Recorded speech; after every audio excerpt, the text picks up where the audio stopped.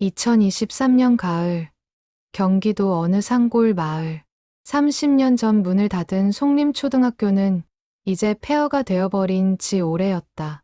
깨진 유리창 사이로 바람이 쓸쓸히 불어오고 운동장 철봉은 녹슬어 삐걱거렸다.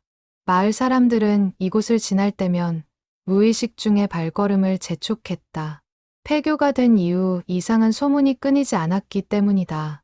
밤이 되면 3학년 2반 교실에서 불빛이 보인다는 이야기, 누군가 책에 읽는 소리가 들린다는 증언. 하지만 아무도 그 안을 확인하려 하지 않았다. 두려움 때문이었다. 그런데 이 폐교에는 단 한 명, 매일 밤 그곳을 찾는 사람이 있었다. 올해 65의 경비원 박인수였다. 그는 20년 전부터 이 폐교의 야간 경비를 맡아왔다. 정확히 말하면 경비를 자처했다. 월급도 없었다. 그저 마을 이장이 명목상 경비원 직함을 준 것뿐이었다. 박인수는 매일 저녁 6시 정각, 낡은 가방을 메고 폐교 정문을 열었다. 그의 가방 안에는 언제나 똑같은 물건들이 들어 있었다. 손전등 하나, 보온병에 담긴 따뜻한 보리차, 그리고 낡은 동화책 한 권. 오늘도 왔습니다. 그는 텅 빈 교정에 대고 작게 중얼거렸다. 누구에게 하는 말인지는 알 수 없었다. 그의 목소리는 어둠 속으로 스며들어 사라졌다. 복도를 걸어가는 박인수의 발걸음은 느리지만 정확했다. 그는 어둠 속에서도 이곳의 모든 길을 외우고 있었다.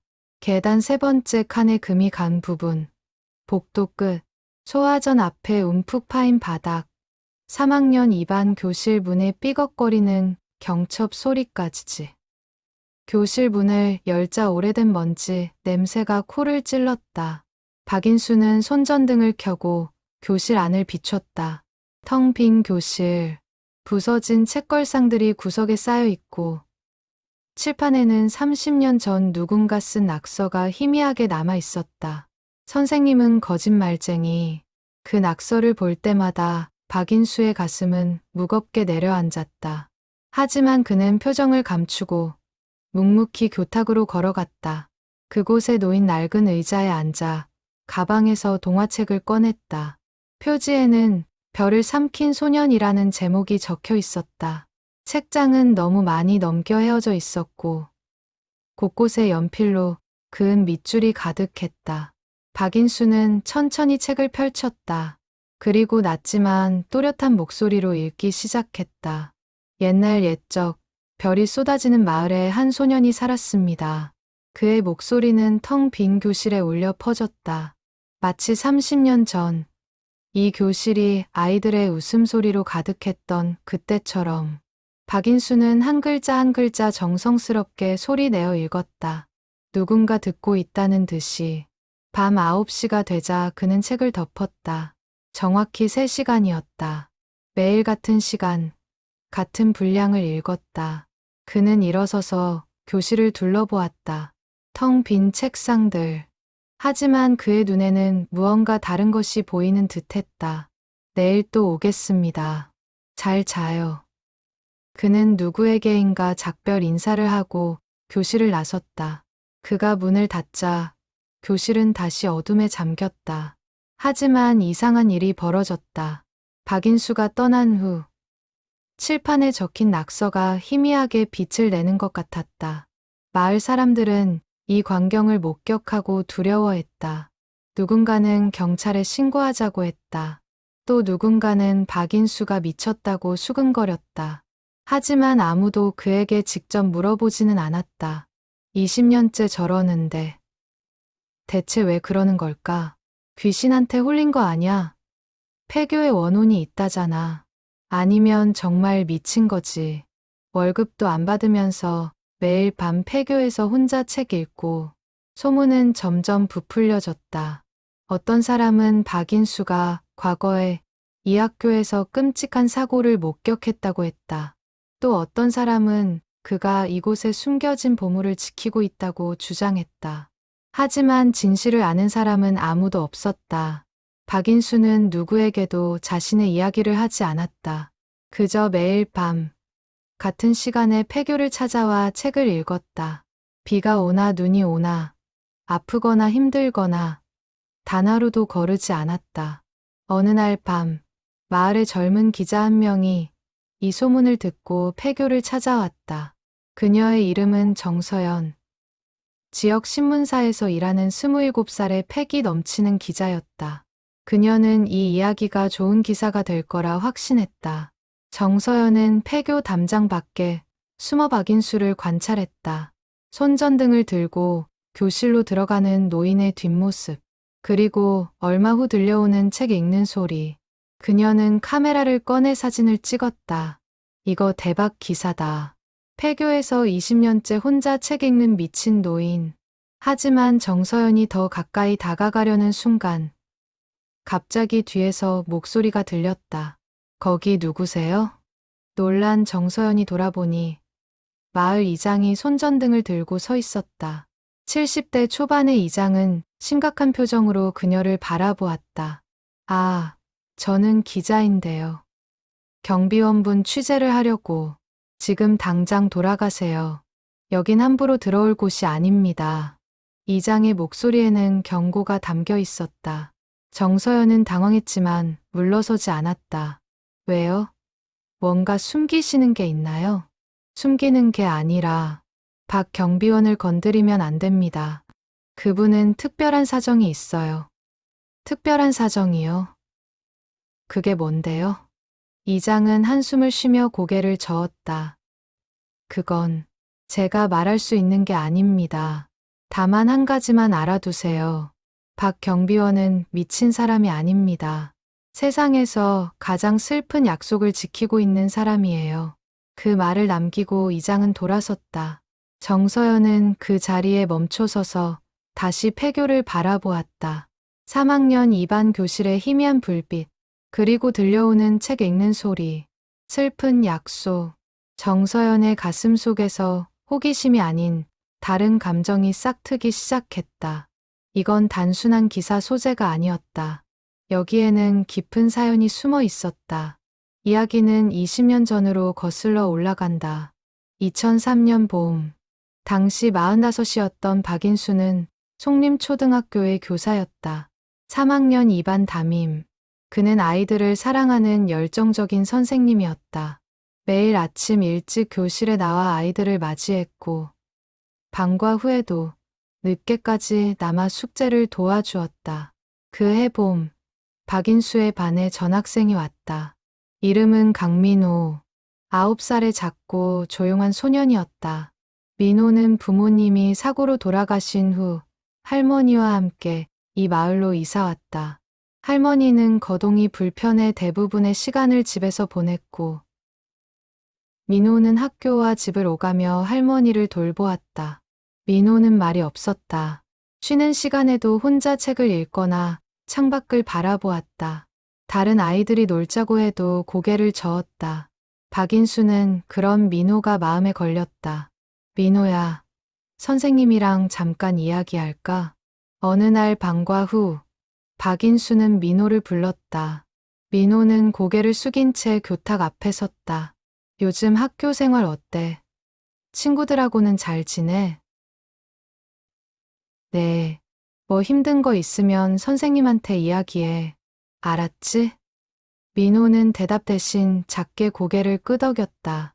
박인수는 민호의 어깨를 다독이며 말했다. 민호야, 선생님이 너한테 약속 하나 할게. 내가 언제든 힘들 때, 외로울 때, 선생님은 항상 여기 있을 거야. 이 교실에서 너를 기다릴게. 그때 민호가 처음으로 박인수를 똑바로 쳐다보았다. 그 눈에는 희망과 두려움이 섞여 있었다. 정말요? 정말이야. 선생님은 약속을 지키는 사람이야. 민호의 입가에 작은 미소가 번졌다. 박인수는 그 미소를 보며 마음이 따뜻해졌다. 그날 이후 민호는 조금씩 변하기 시작했다. 쉬는 시간에 친구들과 어울리고 수업 시간에도 손을 들어 대답했다. 특히 민호는 독서를 좋아했다. 박인수가 매일 점심시간마다 들려주는 동화책 읽기 시간을 가장 기다렸다. 별을 삼킨 소년이라는 책이 민호의 최애였다. 선생님, 이 이야기 다시 읽어주세요. 민호는 같은 책을 몇 번이고 다시 읽어달라고 했다. 박인수는 귀찮은 기색 없이 매번 정성껏 읽어주었다. 그때마다 민호는 눈을 반짝이며 들었다. 6월이 되었다. 민호는 이제 반에서 가장 밝은 아이 중 하나가 되어 있었다. 친구들도 생겼고 웃음도 많아졌다. 박인수는 뿌듯했다. 그런데 6월 20일 모든 것이 바뀌었다. 그날은 금요일이었다. 학교가 끝나고 아이들이 하나둘 집으로 돌아갔다. 박인수는 교무실에서 다음 주 수업 준비를 하고 있었다. 그때 갑자기 천둥 소리가 들렸다. 창밖을 보니 먹구름이 몰려오고 있었다. 아이들 다 집에 갔겠지? 박인수는 교실로 돌아갔다. 창문을 닫으려는데 책상 위에 작은 쪽지가 놓여 있었다. 민호의 글씨체였다. 선생님, 할머니가 편찮으셔서 병원에 가야 해요. 약속 잊지 마세요. 저 기다릴게요. 박인수는 쪽지를 읽고 미소 지었다. 착한 아이. 그는 쪽지를 주머니에 넣고 창문을 닫기 시작했다.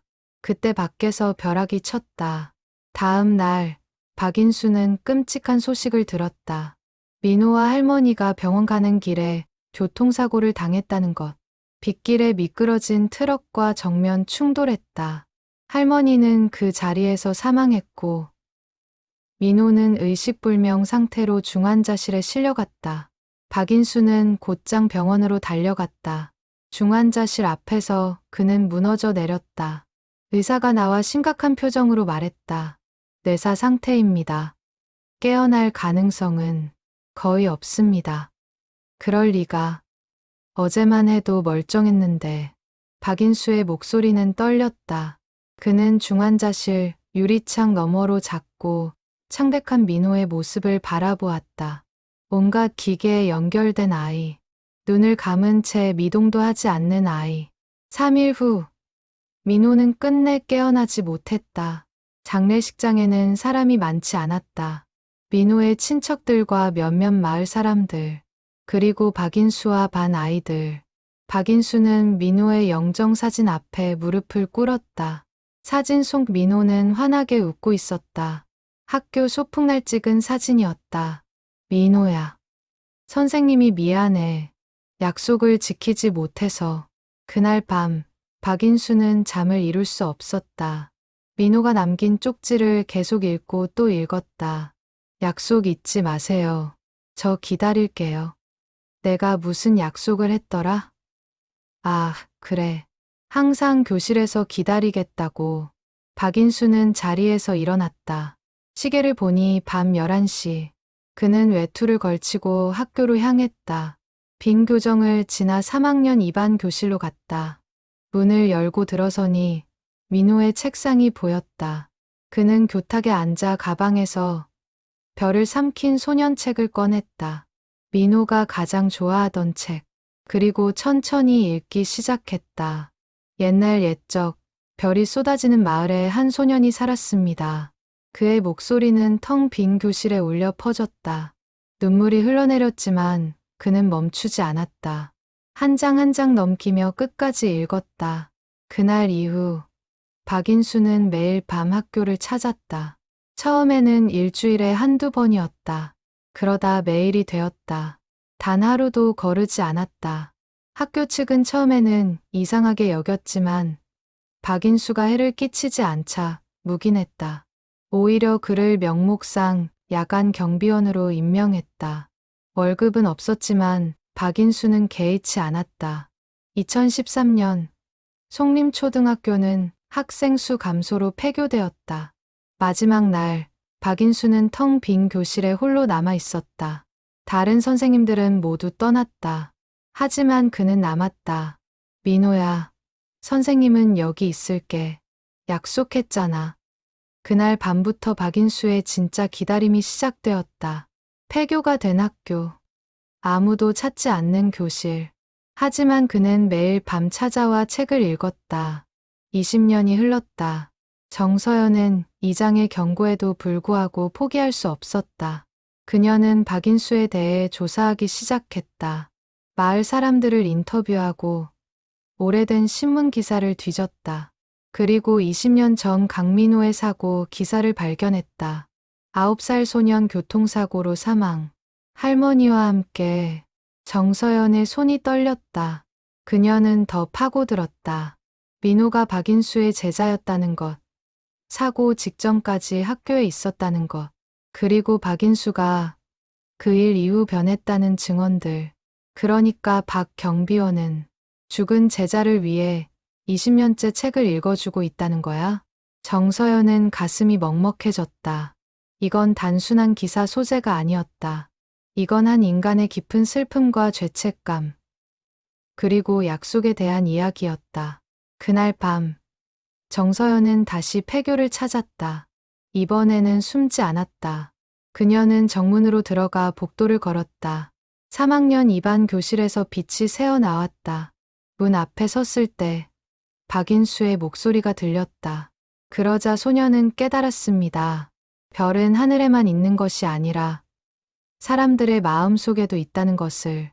정서연은 조용히 문을 밀었다. 삐걱. 문이 열리는 소리에 박인수가 고개를 들었다. 손전등 불빛 아래 그의 얼굴이 드러났다.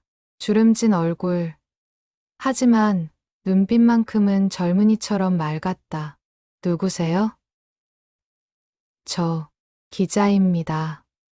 정서연이라고 합니다. 기자. 박인수는 천천히 책을 덮었다. 그의 표정에는 놀람보다는 체념이 담겨 있었다. 언젠가 이럴 줄 알았어요. 앉으시겠어요? 정서연은 조심스럽게 교실로 들어갔다. 부서진 책상을 피해 박인수 앞에 섰다. 왜 이러시는 거예요?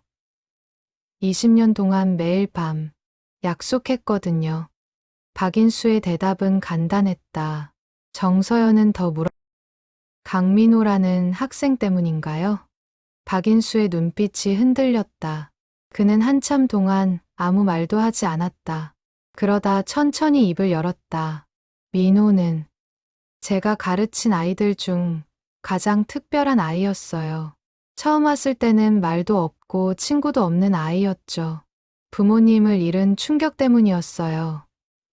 박인수는 민호와의 추억을 이야기하기 시작했다. 처음 약속을 했던 날, 민호가 조금씩 밝아지던 모습, 그리고 그 끔찍한 사고, 마지막으로 남긴 쪽지에 민호가 이렇게 썼어요. 약속 잊지 마세요. 저 기다릴게요. 저는 그 약속을 지키지 못했어요. 민호가 힘들 때 곁에 없었어요. 하지만 그건 선생님 잘못이 아니잖아요. 알아요. 머리로는 알아요. 하지만 가슴이 여기가 용서를 안 해요.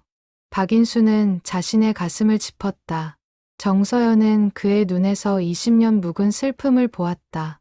그래서 매일 밤 여기 오시는 거예요? 죽은 아이를 위해 죽었다고 생각하지 않아요. 민호는 여기 있어요. 이 교실에, 제 기억 속에.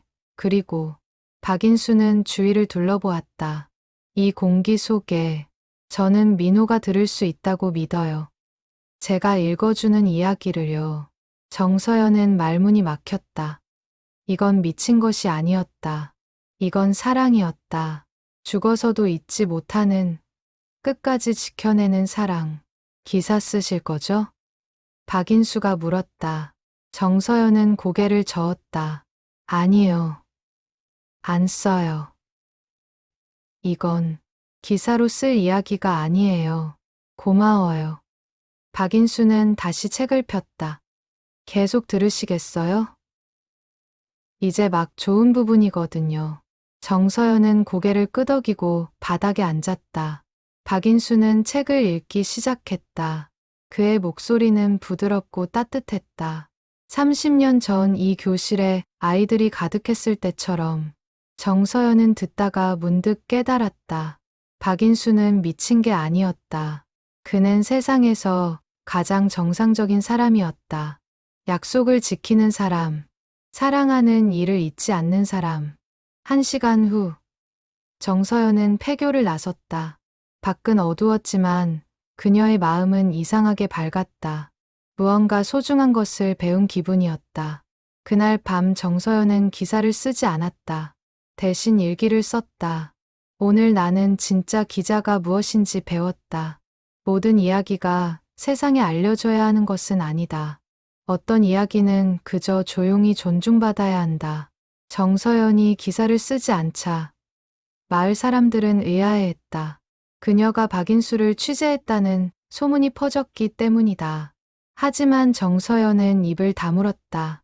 대신 그녀는 마을 사람들에게 박인수를 다른 시선으로 보라고 설득하기 시작했다. 박 경비원님은 미친 게 아니에요. 그분은 약속을 지키는 거예요. 무슨 약속? 그건 제가 말할 수 없어요. 하지만 한 가지만 알아두세요. 박 경비원님은 우리가 본받아야 할 사람이에요. 정서연의 진심 어린 말에 마을 사람들도 조금씩 태도를 바꾸기 시작했다. 박인수를 이상한 사람으로 보던 시선이 호기심 섞인 존경으로 변했다. 특히 마을 이장은 정서연의 변화를 눈여겨봤다. 그는 정서연을 따로 불러 물었다. 박 경비원한테 뭘 들었소? 민호라는 학생 이야기요. 그리고 약속. 이장은 깊게 한숨을 쉬었다. 그래요. 강민호. 참 착한 아이였지. 나도 그 애를 기억해요. 사고 났을 때 온 마을이 울었어요. 이장님도 그때 계셨나요? 물론이죠. 나는 당시 학교 운영위원이었어요. 박 선생이 그 일 이후 어떻게 변했는지 다 봤어요. 처음에는 학교도 못 나왔어요. 죄책감 때문에. 죄책감이요? 자기가 민호를 더 잘 챙겼어야 했다고, 사고를 막을 수 있었다고 자책했어요. 말도 안 되는 소리죠. 선생이 어떻게 교통사고를 막아요. 하지만 박 선생은 자기를 용서하지 못했어요. 이장의 목소리에는 안타까움이 묻어났다. 그래서 20년째 폐교에 다니는 거예요. 속죄하려고, 그리고 약속을 지키려고. 정서연은 가슴이 아팠다. 20년. 한 사람의 인생에서 20년이란 엄청난 시간이다. 박인수는 그 시간을 오롯이 죽은 아이를 위해 바쳤다. 며칠 후 마을에 변화가 생겼다. 박인수가 폐교로 가는 길에 마을 사람들이 하나둘 인사를 건네기 시작한 것이다. 박 선생님, 저녁 드셨어요? 오늘 날씨 춥네요. 감기 조심하세요. 처음에는 어색했지만 점점 자연스러워졌다. 박인수도 놀라워했다. 20년 동안 그를 피하던 사람들이 먼저 말을 걸어오다니. 무슨 일이지? 박인수는 궁금했지만 묻지 않았다. 그저 고맙게 인사를 받았다. 어느 날 저녁, 박인수가 폐교로 가는데 누군가 뒤따라왔다. 돌아보니 마을의 70대 할머니였다. 그녀는 박인수에게 다가와 작은 보자기를 내밀었다. 이거 드세요. 제가 만든 주먹밥이에요. 아니, 이걸 왜? 매일 밤 폐교에 가시잖아요. 춥고 배고프실 텐데. 드세요. 박인수는 할머니의 주름진 손을 바라보았다. 그 손에 담긴 따뜻함이 느껴졌다. 감사합니다. 그날 밤, 박인수는 교실에서 주먹밥을 먹었다. 오랜만에 먹어보는 따뜻한 음식. 그는 눈물을 흘리며 먹었다. 20년 만에 느끼는 타인의 따뜻함. 민호야, 사람들이 이제 선생님을 이해해 주는 것 같아. 내 덕분이야. 박인수는 빈 교실에 대고 중얼거렸다. 그리고 책을 폈다. 오늘은 특별히 목소리에 힘이 실렸다. 마을 사람들의 관심은 점점 커졌다. 젊은 사람들은 박인수의 이야기를 SNS에 올렸다. 20년째 폐교에서 책 읽는 선생님이라는 제목으로. 하지만 정서연은 그들을 말렸다. 함부로 찍지 마세요. 박 선생님의 사생활을 존중해야 해요. 왜요? 감동적인 이야기잖아요. 감동적이라고 다 세상에 알려야 하나요? 어떤 이야기는 조용히 존중받아야 해요. 정서연의 말에 젊은이들도 고개를 끄덕였다. 그들은 사진을 지우고 대신 마음속에 박인수를 담아두기로 했다. 겨울이 왔다. 어느 날 밤 폭설이 내렸다. 눈이 무릎까지 쌓였다. 마을 사람들은 걱정했다. 이 눈에 박 선생이 폐교까지 갈 수 있을까? 넘어지기라도 하면 큰일인데. 하지만 박인수는 그날도 어김없이 폐교로 향했다. 눈을 헤치고 미끄러지면서도 걸었다. 약속은 날씨와 상관없었다. 마을 청년 몇 명이 그를 발견했다. 그들은 삽을 들고 달려가 길을 치웠다. 선생님, 위험해요. 저희가 길 치워드릴게요. 고마워요. 하지만 괜찮아요. 아니에요. 저희가 도울게요. 청년들은 폐교까지 길을 만들어 주었다. 박인수는 그들의 뒷모습을 보며 또 눈물을 흘렸다. 민호야, 세상이 변하고 있어. 사람들이 선생님을 도와주고 있어. 그날 밤 박인수는 평소보다 더 큰 소리로 책을 읽었다. 감사의 마음을 담아. 2024년 봄이 왔다. 폐교 주변에 꽃이 피기 시작했다. 박인수는 어느 날 교실로 가다가 발걸음을 멈췄다.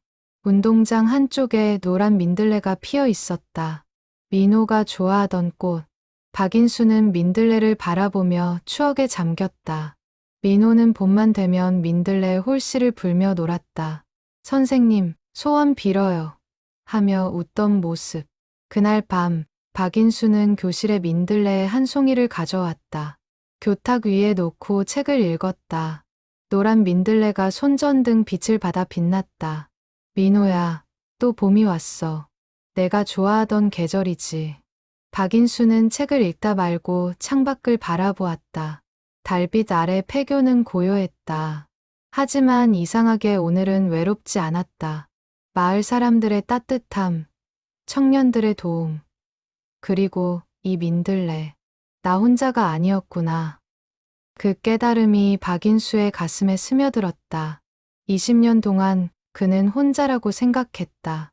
세상과 단절된 채 죽은 아이와 단둘이 있다고 믿었다. 하지만 아니었다. 사람들은 멀리서 그를 지켜보고 있었다. 정서연은 그 후로도 가끔 박인수를 찾아왔다. 기사를 쓰려는 게 아니라 그저 이야기를 듣고 싶어서였다. 그녀에게 박인수는 인생의 스승 같은 존재가 되었다. 선생님, 후회하지 않으세요? 20년을. 어느 날 정서연이 물었다. 박인수는 고개를 저었다. 후회? 아니요. 이 20년이 제 인생에서 가장 의미 있는 시간이에요. 왜요? 사랑하는 법을 배웠거든요. 진짜로. 진짜 사랑이요? 네. 대가를 바라지 않는 사랑. 보답받지 못해도 주는 사랑. 죽어서도 잊지 않는 사랑. 박인수의 눈빛은 맑았다. 거기에는 슬픔보다 평화가 있었다. 민호는 제게 그런 사랑을 가르쳐 줬어요. 그래서 저는 이 시간이 헛되지 않아요. 정서연은 숙연해졌다. 그녀는 20년을 낭비로 봤지만 박인수는 20년을 선물로 받아들였다. 관점의 차이였다. 5월이 되자 마을 사람들이 박인수를 위한 작은 행사를 준비했다. 그의 65세 생일을 축하하는 자리였다. 폐교 운동장에 테이블을 차리고 음식을 준비했다. 박 선생님, 이리 오세요. 마을 사람들이 박인수를 불렀다. 그는 깜짝 놀라 멈춰섰다. 이게 무슨... 생일 축하드려요. 사람들이 일제히 박수를 쳤다. 박인수는 어안이 벙벙했다. 20년 동안 생일을 혼자 보냈는데 이렇게 많은 사람이 모여준 것은 처음이었다. 감사합니다. 정말 감사합니다. 박인수는 울먹였다. 이장이 다가와 그의 어깨를 두드렸다. 박 선생, 20년 동안 고생 많으셨어요. 이제 우리가 선생님을 돌볼 차례예요. 그 말에 박인수는 더 이상 참지 못하고 눈물을 흘렸다. 20년 묵은 슬픔이, 외로움이, 그리고 이제는 감사함이 눈물로 쏟아졌다. 정서연은 그 광경을 조용히 지켜보았다. 그녀의 눈에도 눈물이 맺혔다. 이게 진짜 공동체구나. 서로를 이해하고 돌보는 것. 생일 케이크에 촛불을 켤 때 마을 아이들이 노래를 불렀다. 생일 축하합니다. 생일 축하합니다. 박인수는 촛불을 바라보며 소원을 빌었다. 민호야, 이 따뜻함을 너도 느낄 수 있었으면 좋겠어. 선생님이 이제 행복해. 내 덕분이야. 촛불을 끄는 순간 바람이 불어 민들레 홀씨가 날아갔다. 마치 민호가 대답하는 것 같았다. 그날 밤 박인수는 교실에서 특별한 책을 읽었다. 별을 삼킨 소년의 마지막 장. 소년은 깨달았습니다. 사랑은 죽음보다 강하다는 것을. 그리고 진짜 별은 하늘이 아니라 우리 곁에 있는 사람들이라는 것을. 끝. 책을 덮으며 박인수는 미소 지었다. 20년 만에 처음으로 평화로운 미소였다. 어느 날 아침, 박인수는 교실을 청소하다가 이상한 것을 발견했다. 민호가 앉았던 책상 서랍 안쪽에 무언가 끼어 있었다. 30년 된 책상이라 서랍이 잘 열리지 않았는데 오늘따라 쑥 열렸다. 서랍 구석에 누렇게 바랜 편지 한 통이 있었다. 봉투에는 박인수 선생님께라고 적혀 있었다. 필체는 어린아이의 것. 민호의 글씨였다. 박인수의 손이 떨렸다. 20년 동안 발견하지 못한 편지. 그는 조심스럽게 봉투를 열었다. 편지지는 노랗게 색이 발해 있었지만 글씨는 또렷했다. 선생님께, 저 강민호예요. 이 편지는 선생님이 나중에 읽으시라고 써요. 저 오늘 할머니랑 병원 가야 해요. 할머니가 많이 아프세요. 무서워요. 선생님, 제가 만약에 못 돌아오면 선생님 약속 안 지켜도 돼요. 선생님은 항상 교실에 있겠다고 했지만 저는 선생님이 행복하면 돼요. 선생님 덕분에 저 학교 생활 너무 좋았어요. 친구들이랑 노는 것도 재미있었고 선생님이 읽어주는 책도 좋았어요. 특히 별을 삼킨 소년 제일 좋아해요. 선생님, 저 선생님 만나서 정말 행복했어요. 엄마 아빠 없어도 괜찮았어요. 선생님이 있었으니까요. 그러니까 선생님, 저 때문에 슬퍼하지 마세요. 저는 진짜 행복했어요. 선생님도 행복하세요. 사랑해요. 강민호 올림. 편지를 읽은 박인수는 그 자리에 주저앉았다. 눈물이 멈추지 않았다. 20년 동안 그는 자신을 용서하지 못했다. 민호를 지키지 못했다고, 약속을 어겼다고 자책했다. 하지만 민호는 이미 용서했다. 아니, 용서할 것도 없었다. 민호는 박인수를 사랑했고 행복했다. 그 짧은 시간 동안. 민호야. 너는 이미 알고 있었구나. 박인수는 편지를 가슴에 안았다. 20년 만에 듣는 민호의 목소리. 그 목소리는 슬픔이 아니라 사랑을 전했다. 그날 저녁, 박인수는 정서연을 불렀다. 그는 편지를 보여주며 말했다. 이걸 봤어요. 민호가 남긴 편지. 정서연은 편지를 읽고 눈물을 흘렸다. 선생님. 민호는 선생님을 사랑했어요. 그리고 행복했어요. 알아요. 이제야 알았어요. 제가 혼자 괴로워했던 거예요. 민호는 저를 용서했는데, 박인수의 목소리는 떨렸지만 그 안에는 해방감이 담겨 있었다. 이제 어떻게 하실 거예요? 정서연이 물었다. 박인수는 한참을 생각하다가 대답했다. 계속할 거예요. 책 읽기요. 하지만 이제는 다르게요. 다르게요? 네. 이제는 슬픔이 아니라 사랑으로 읽을 거예요. 민호가 원했던 대로. 박인수는 민호의 편지를 소중히 간직했다. 그리고 그날 밤부터 책을 읽는 태도가 바뀌었다. 더 이상 눈물을 흘리지 않았다. 대신 미소를 지으며 읽었다. 민호야, 오늘은 내가 제일 좋아하던 부분을 읽어줄게. 별이 떨어지는 장면. 박인수의 목소리는 밝았다. 20년 만에 처음으로 밝은 목소리로 책을 읽었다. 마을 사람들도 박인수의 변화를 느꼈다. 그는 이제 폐교로 갈 때 미소를 지었다. 사람들에게 먼저 인사했다. 안녕하세요. 좋은 저녁이네요. 박 선생님, 오늘 기분 좋아 보이세요. 네, 좋은 일이 있었어요. 박인수는 민호의 편지를 받은 후 완전히 달라졌다. 20년 동안 짊어졌던 짐을 내려놓은 것 같았다. 정서연은 그 변화를 기록했다. 기사로 쓰는 게 아니라 개인적인 일기로. 그녀는 박인수의 여정을 지켜보며 많은 것을 배웠다. 용서란 이런 거구나.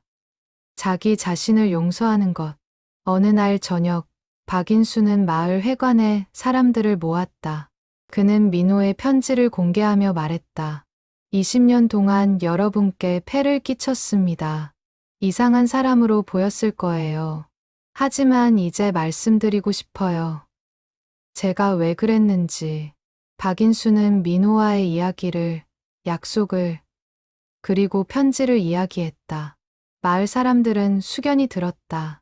누군가는 눈물을 흘렸다. 이제 저는 자유로워졌어요. 민호가 저를 용서했으니까요. 그래서 앞으로는 다르게 살고 싶어요. 민호가 원했던 대로 행복하게.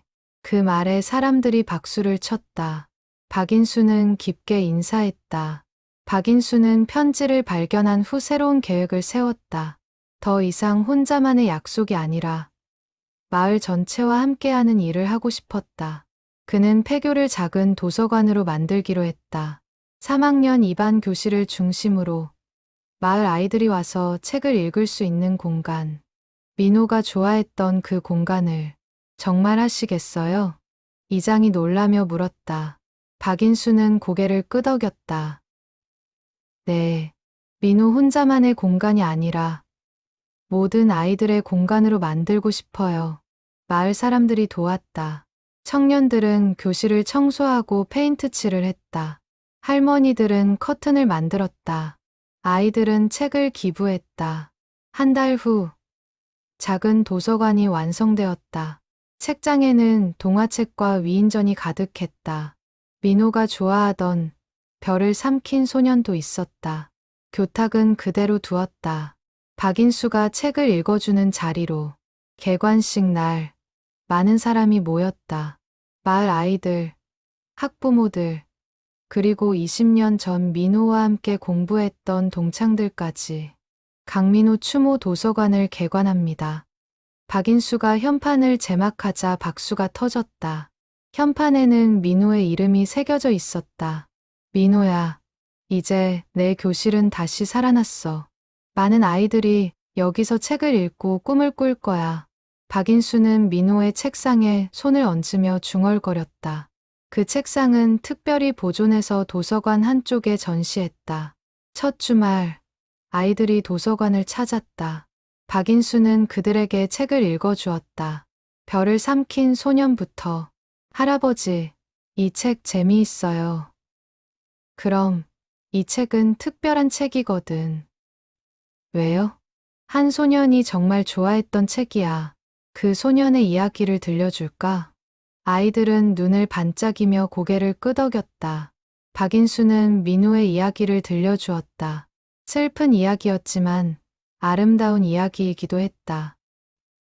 와, 그 소년 정말 착했네요. 응, 아주 착한 아이였어. 그리고 용감한 아이였지. 아이들은 민호의 이야기를 듣고 감동받았다.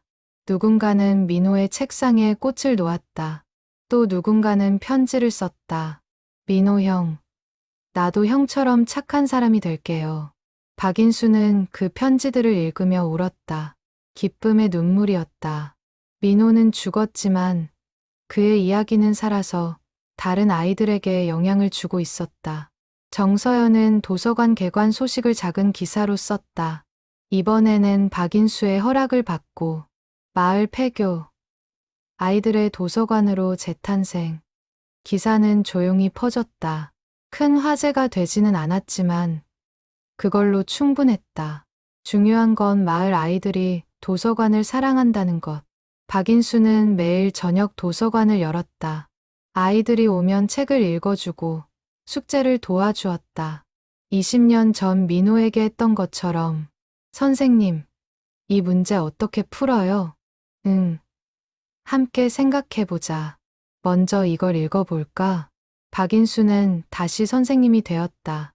이번에는 더 좋은 선생님으로, 과거의 슬픔을 딛고 일어선 선생님으로. 마을 사람들은 박인수를 존경했다. 그는 더 이상 이상한 경비원이 아니라 마을의 멘토였다. 어느 날 밤, 도서관에 혼자 남은 박인수는 민호의 책상 앞에 앉았다. 민호야, 보이니? 내 교실이 이렇게 변했어. 많은 아이들이 여기서 행복해. 내 덕분이야. 그때 바람이 불어 창문이 열렸다. 민들레 홀씨가 교실 안으로 날아들어왔다. 박인수는 손을 뻗어 홀씨를 받았다. 고마워. 민호야. 너는 선생님에게 정말 큰 선물을 줬어. 사랑하는 법을. 홀씨는 박인수의 손바닥에서 빛나다가 다시 바람에 날아갔다. 마치 민호가 대답하는 것 같았다. 저야말로 고마워요. 선생님. 2024년 겨울, 도서관은 마을의 중심이 되었다. 아이들뿐 아니라 어른들도 찾아왔다. 책을 읽고 이야기를 나누고 따뜻한 차를 마셨다. 박인수는 매주 토요일 오후에 특별한 시간을 만들었다. 민호의 시간이라고 불렀다. 그 시간에는 별을 삼킨 소년을 읽고 민호의 이야기를 나눴다. 할아버지, 민호 형은 지금 어디 있어요? 한 아이가 물었다. 박인수는 미소 지으며 대답했다. 민호는 여기 있어. 우리 마음속에, 이 도서관에, 그리고 박인수는 창밖을 가리켰다. 저 하늘의 별 중 하나가 민호야. 우리를 지켜보고 있어. 아이들은 창밖의 별을 바라보았다. 겨울 밤하늘에는 별이 가득했다. 그 중 하나가 유난히 밝게 빛났다. 와, 저거 민호 형이에요. 그래, 저 별이 민호야. 박인수의 말에 아이들은 손을 흔들었다.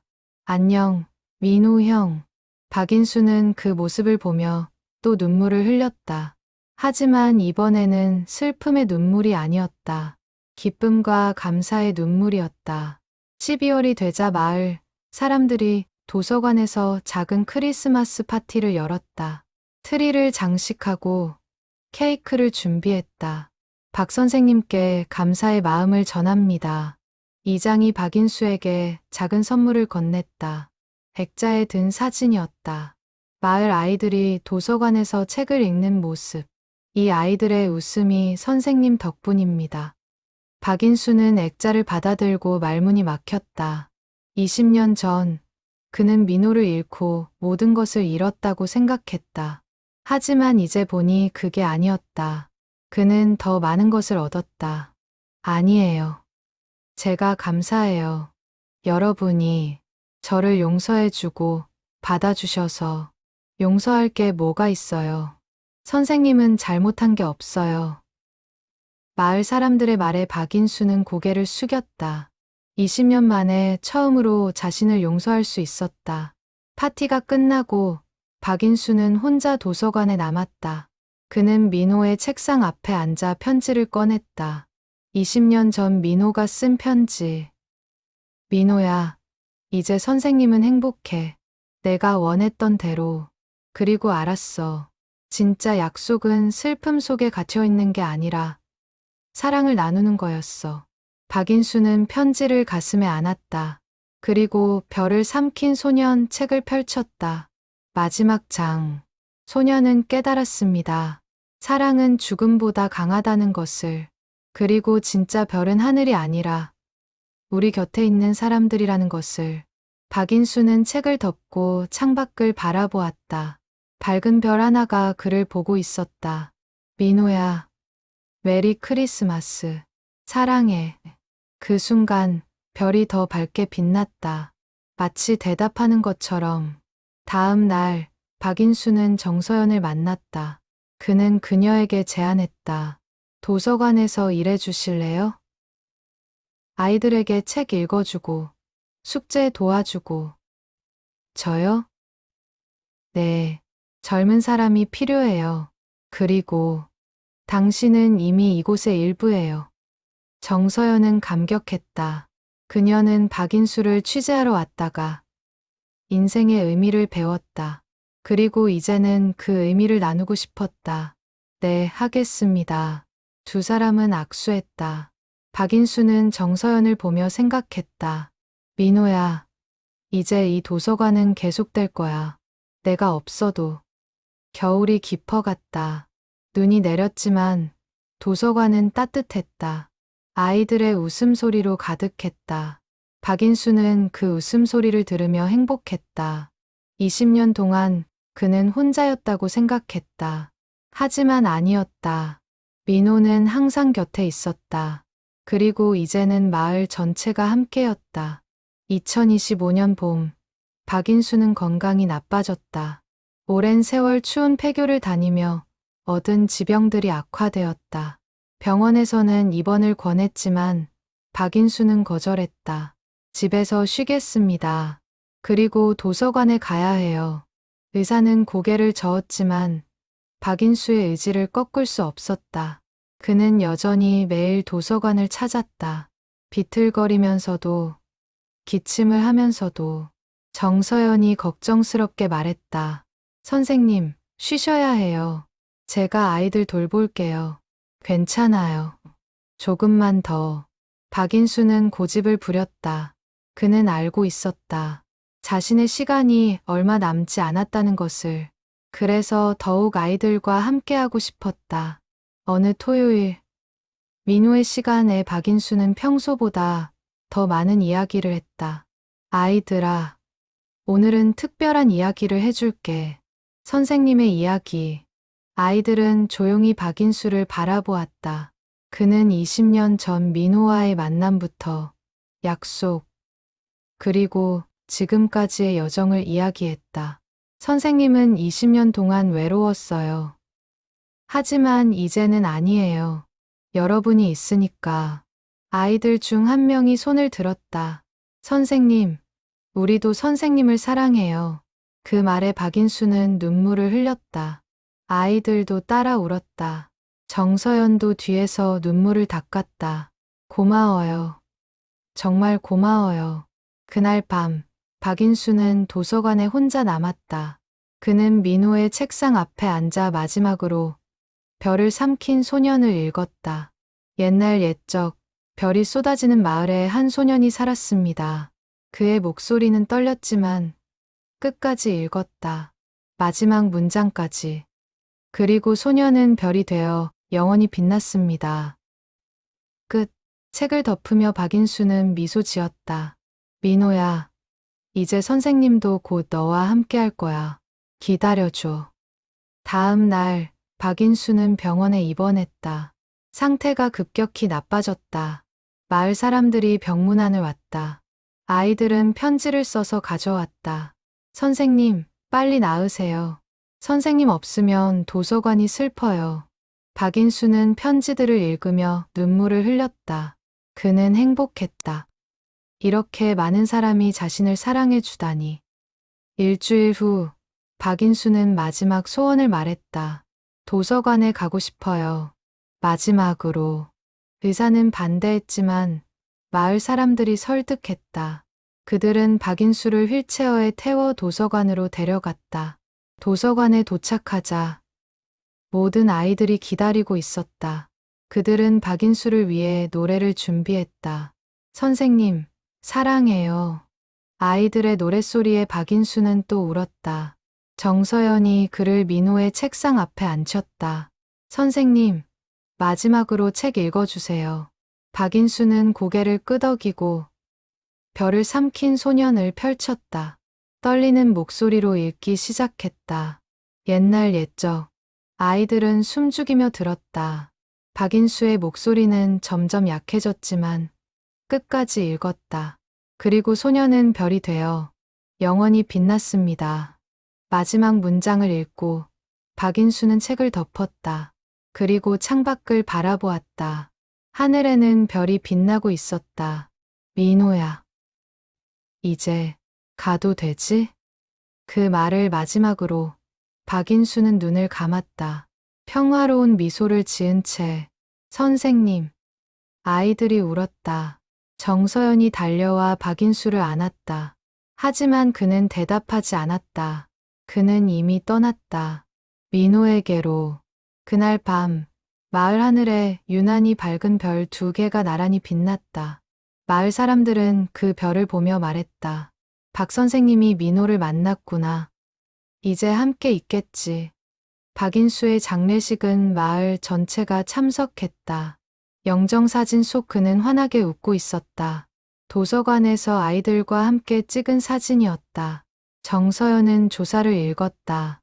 박인수 선생님은 20년 동안 약속을 지킨 사람입니다. 한 아이와의 약속. 그 약속은 슬픔에서 시작했지만 사랑으로 끝났습니다. 선생님은 우리에게 가르쳐 주셨습니다. 진짜 사랑은 죽음보다 강하다는 것을. 조문객들은 눈물을 흘렸다. 아이들은 박인수가 좋아하던 별을 삼킨 소년을 낭독했다. 장례식 후 마을 사람들은 회의를 열었다. 도서관을 어떻게 할 것인가? 계속 운영해야 합니다. 박 선생님의 뜻을 이어서 이장의 말에 모두가 동의했다. 정서연이 관장을 맡기로 했다. 그리고 매주 토요일 민호의 시간은 계속하기로 했다. 박인수 선생님과 강민호를 기억하는 시간으로. 첫 토요일, 정서연은 아이들 앞에서 별을 삼킨 소년을 읽었다. 박인수처럼 천천히, 정성스럽게. 옛날 옛적 별이 쏟아지는 마을에 한 소년이 살았습니다. 아이들은 집중해서 들었다. 책을 읽는 동안 정서연은 느꼈다. 박인수가 여기 있다는 것을, 민호도 함께 있다는 것을. 책을 다 읽고 정서연은 창밖을 바라보았다. 하늘에는 별 2개가 나란히 빛나고 있었다. 선생님, 민호, 보고 계시죠? 우리 약속 지킬게요. 그날 이후 도서관은 더욱 번성했다. 소문을 듣고 다른 마을 사람들도 찾아왔다. 박인수와 민호의 이야기는 점점 퍼져나갔다. 한 해가 지나 도서관 일주기 추모식이 열렸다. 박인수가 세상을 떠난 지 1년. 마을 사람들은 도서관 앞에 작은 동상을 세웠다. 동상은 박인수가 민호에게 책을 읽어주는 모습이었다. 두 사람 모두 환하게 웃고 있었다. 영원한 약속. 동상 아래 명판에는 그렇게 적혀 있었다. 정서연은 동상 제막식에서 연설했다. 박인수 선생님은 20년 동안 한 아이를 기다렸습니다. 세상 사람들은 그를 이해하지 못했습니다. 하지만 선생님은 개의치 않았습니다. 왜냐하면 그것이 진짜 사랑이었으니까요. 진짜 사랑은 대가를 바라지 않습니다. 보답받지 못해도 주는 것입니다. 죽어서도 잊지 않는 것입니다. 박인수 선생님은 그런 사랑을 보여주셨습니다. 그리고 그 사랑은 헛되지 않았습니다. 이 도서관이 증거입니다.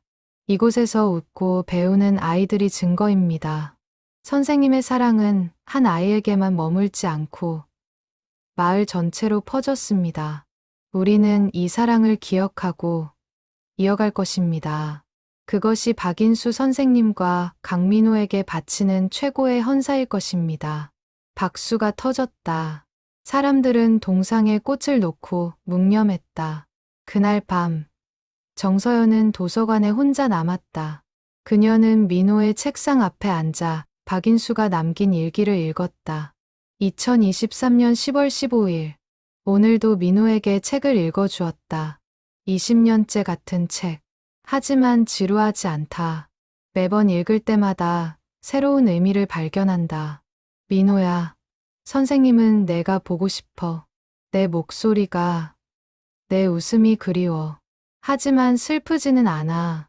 왜냐하면 너는 여전히 내 곁에 있으니까. 사람들은 나를 이상하게 볼지 모른다. 하지만 괜찮아. 나는 약속을 지키고 있을 뿐이야. 너와의 약속. 민호야, 사랑해. 영원히. 정서연은 일기를 덮고 눈물을 닦았다. 그리고 창밖을 바라보았다. 별들이 빛나고 있었다. 선생님, 민호, 저도 약속할게요. 이 도서관을, 이 사랑을 영원히 지킬게요. 그때 바람이 불어 창문이 열렸다. 민들레 홀씨가 날아 들어왔다. 정서연은 손을 뻗어 홀씨를 받았다. 고마워요. 홀씨는 그녀의 손바닥에서 빛나다가 다시 바람에 날아갔다. 창밖으로 별들을 향해 정서연은 미소 지으며 별을 삼킨 소년을 펼쳤다. 그리고 큰 소리로 읽기 시작했다. 옛날 옛적 별이 쏟아지는 마을에 한 소년이 살았습니다. 소년은 외로웠지만 별들이 친구가 되어 주었습니다. 그녀의 목소리는 텅 빈 도서관에 울려 퍼졌다. 마치 박인수가 읽는 것처럼, 마치 민호가 듣고 있는 것처럼 하늘에서 별 2개가 더 밝게 빛났다. 그들은 듣고 있었다. 그리고 미소 짓고 있었다. 약속은 끝나지 않았다. 아니, 이제 막 새로운 약속이 시작되었다. 사랑의 약속, 기억의 약속, 영원한 약속. 도서관은 계속될 것이다. 박인수와 민호의 이야기도 계속될 것이다. 세대를 넘어, 시간을 넘어, 영원히. 왜냐하면 진짜 사랑은 죽음보다 강하니까. 진짜 약속은 시간을 초월하니까. 그리고 별은 영원히 빛나니까.